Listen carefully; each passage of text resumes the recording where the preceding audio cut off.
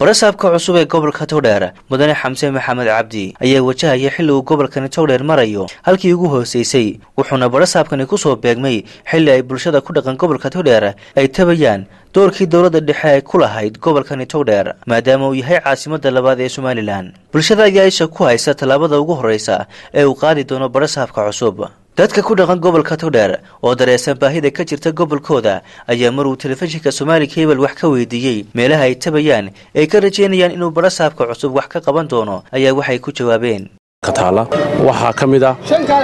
runtii isdhexgalka bulshada oo gobolka Togdheer waxa cid walba baqashaa waxa markiiba ku soo dhacaya inuu gobol kala qaybsan yahay xaqiiqatan waa gobol runtii ay dayaceen xukuumadihii ka horeeyay oo wax badan isdhexgalka bulshada waxba ka qaban kari waayeen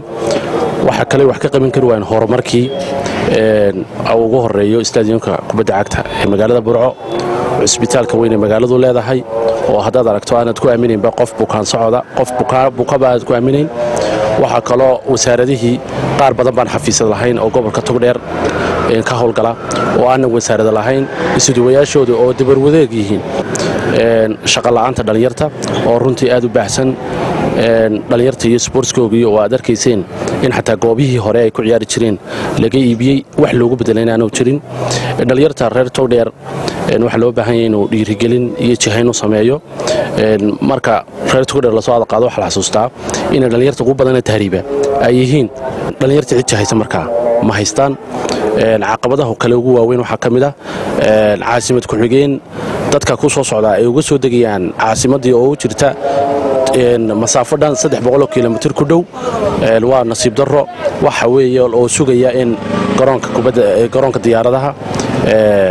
Burco in runtii uu ku dhiirado in la dhiso oo inta uu joogana uu hawl badan ka howlgalo waa waxa sugaya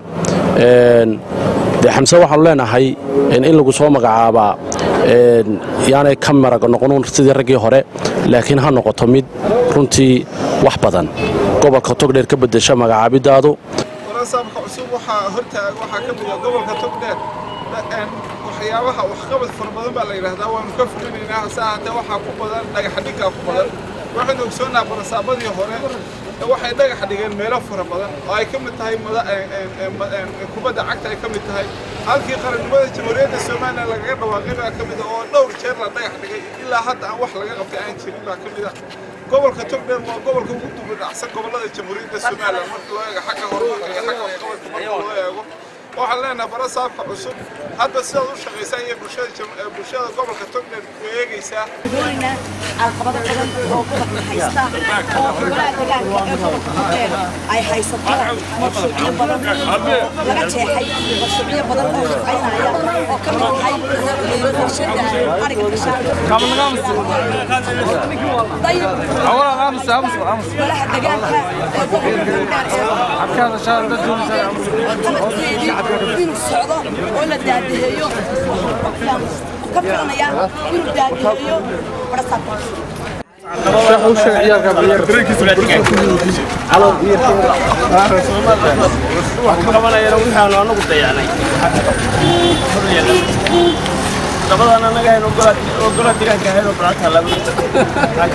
shaafacu dad badan baa jiro badhasaabo badan oo gobolkan Togdheer soo maray waxa dhacday in badan dhagax dhigaan goobo badan oo ay dhahaan waxaan qabanayna balse aan halkii ka dhaqaajin caqabadaha horyaalo koow waxa ka ah Mr Xamse gudoomiyaha gobolka in caqabadihii badhasaabadii hore ay ka tagi jireen dhagax dhig kaliyaha in wax badan ka bedelo sidoo kale waxa horyaala waan ogsoonahay madaarka magaalada Burco maanta maalintii Burco ay hadda ka horeysay maalinba mar ka dambeysay Somaliland horumar bay gaaraysaa iyo gobolkuba balse maanta madaarka Burco wax diyaarada oo ka duula oo falayda ma jireen taasi waxa weeye uu xiran yahay madaarka Burco caqabadaha horyaala Xamse waxa kamid ah madaarka Burco xiran sidoo kale aad ogtahay garoonkii kubadda cagta ee sportiga ee dhalinyarada ee bulshada isdhexgelinaha waxaan leeyahay badhasaabka Allah u fududeeyo caqabadahaas balse dhammaan caqabadaha badan ee horyaala badhasaabka waxaan rajeynayaa in Ilaahay u fududeeyo gobolka kala qaybsanaan baa ku dhacday waxyaabo fara badan baa ku dhacay heer aanu weligii gaadhin ayuu gobolka togdheer gaadhay waxa ku dhacday khiyaamo beela ku dhacday wax allaala wax ka soconaya ma jirto waad aragtay inkaabayaashii dhaqaale horumarinta meel walba way taagan tahay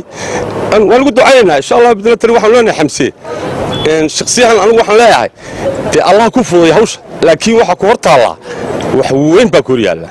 si kastaba ha ahaatee baahida ka jirta gobolka togdheer ayaa la isweydiinayaa qaabkay u wajahayso xukuumadda cusub oo wakiilka uga yahay gobolkani togdheer mudane xamse maxamed cabdi shaafici maxamed ibraahim telefishinka caalamiga ee Somali Cable magaalada Burco ee xarunta gobolka togdheer